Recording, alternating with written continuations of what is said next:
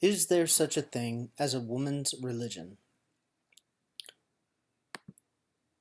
Well, that's a tough question to answer.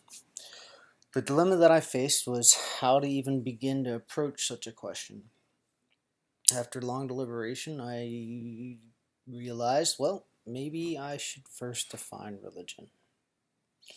So, what is religion?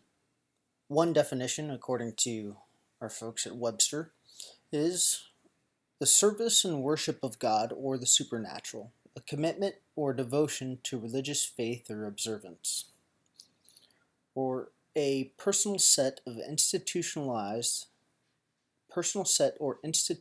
system of religious attitudes, beliefs, and practices. The etymology is from religare, re meaning again, and legare to bind, or from the ligaments. So literally to bind back.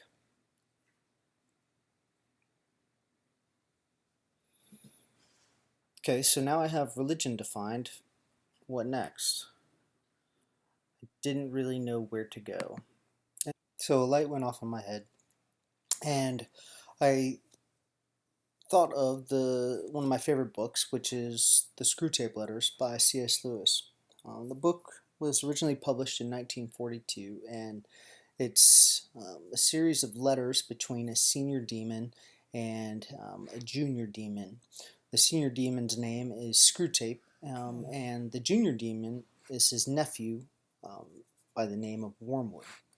And the book is essentially the uncle's mentorship pertaining to his nephew's new responsibility in securing the damnation of a British soul or a British man. And there's a quote in there in the Screwtape Letters, and it says, "It's funny how mortals always picture us as putting things into their minds.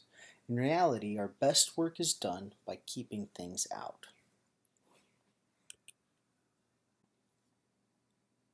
So I started thinking about examples from the Old Testament or New Testament that are relevant to something that is lost and restored. And there's many examples, but one that kept popping into my mind was that of Josiah and the Book of the Law.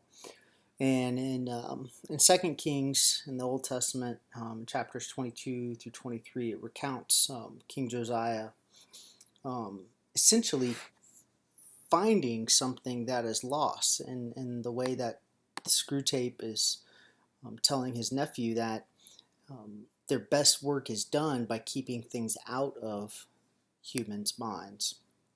Well, in this way, the Book of the Law was lost from the people, and the result was that the people were fallen into a state of wickedness. In the 18th year of his reign, he began to repair the temple his fathers had destroyed. For Josiah had inherited a wicked people, and the records of the Lord's words kept by Moses had been lost. And Josiah sought after the true God of Israel, and began to purge Israel of false gods, beginning with those in the courts of the house of the Lord. But notwithstanding Josiah's efforts to remove these abominations from the midst of his people, he could not purge them from their hearts and minds. My king,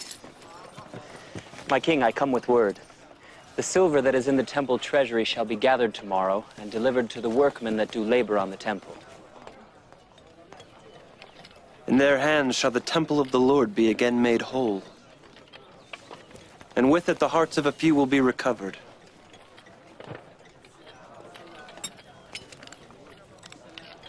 Yet many with their eyes will not see.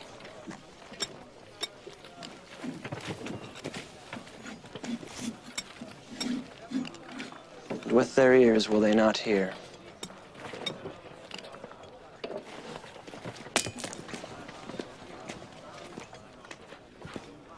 High priest, is there not anything more that can make this people again return to the true God, the Lord God of Israel? Who among this people remembers the God of whom you speak? For surely, if you seek to reclaim them to a God today, you need look no further than this pile of dust.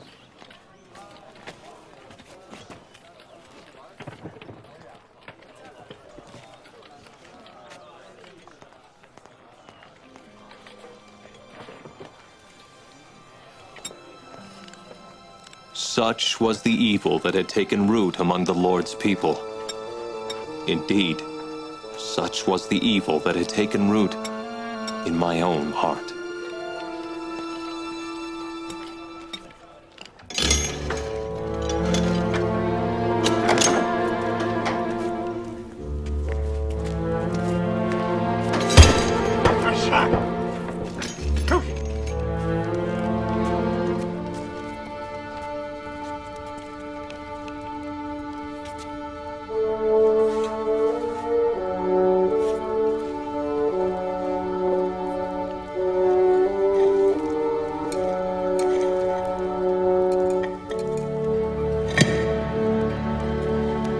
My king, the high priest has discovered an ancient book hidden in the temple and has delivered it unto me. It is the book of the law. That which was given by Moses. These many days you come to me and talk of silver and of the works of men.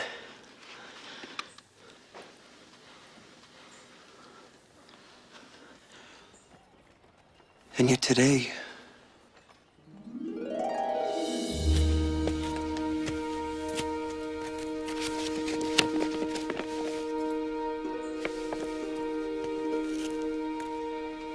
the Lord my God has heard my prayers. And Shaphan the scribe read the book of the law unto the king.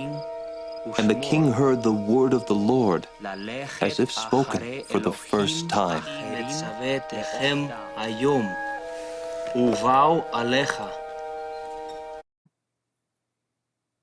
So just as Josiah felt enlightened, felt the Spirit of the Lord for the first time upon hearing the words of the Lord or the book of the law, it changed him, and it ended up changing his entire kingdom.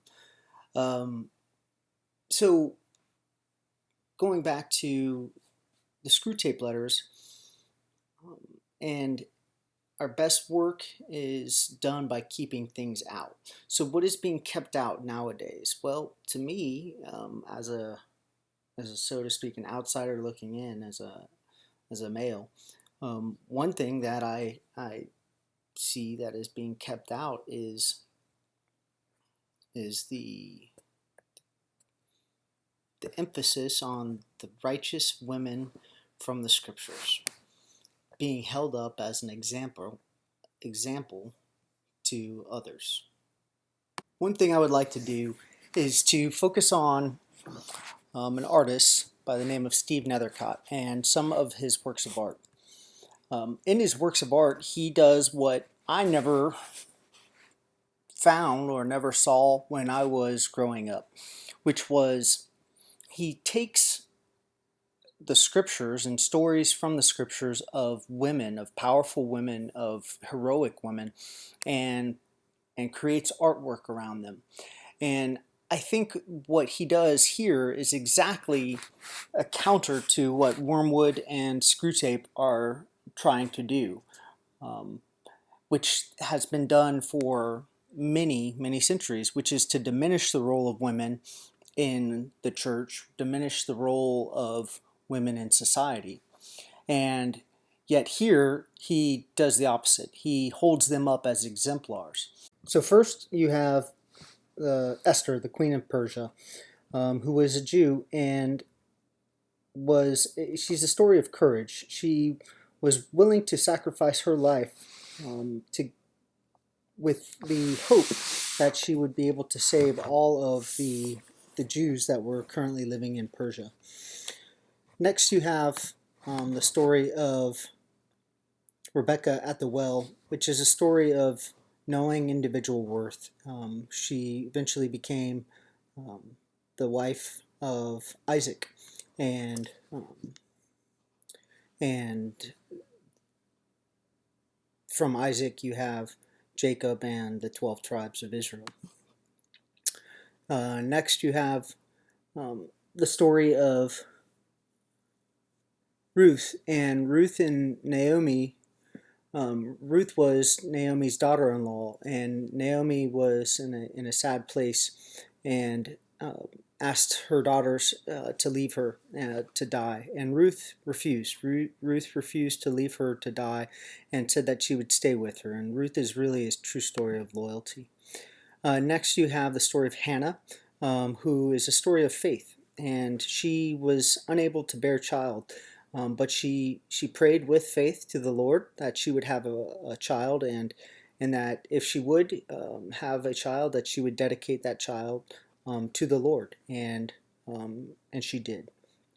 And the child was Samuel, the prophet.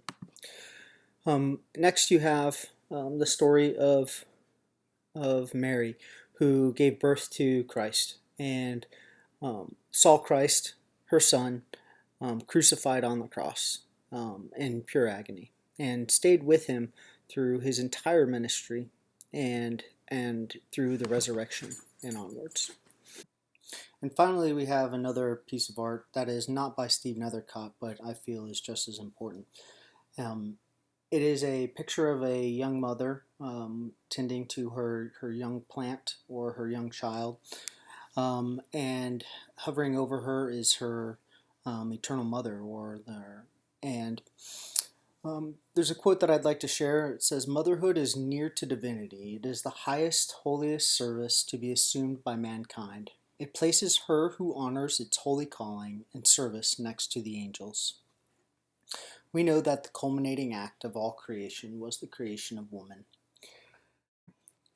So, in conclusion, to answer my question, is there such a thing as a woman's religion? I would say yes, there is. If you go to the original definition of a religion and the etymology of the word, to bind back, what do these stories do for the modern reader? They help the young women of today bind themselves back to the great exemplars throughout history and throughout the breadth of religious um, scholarship and stories to these women, and hopefully that these stories can gain more emphasis in the future.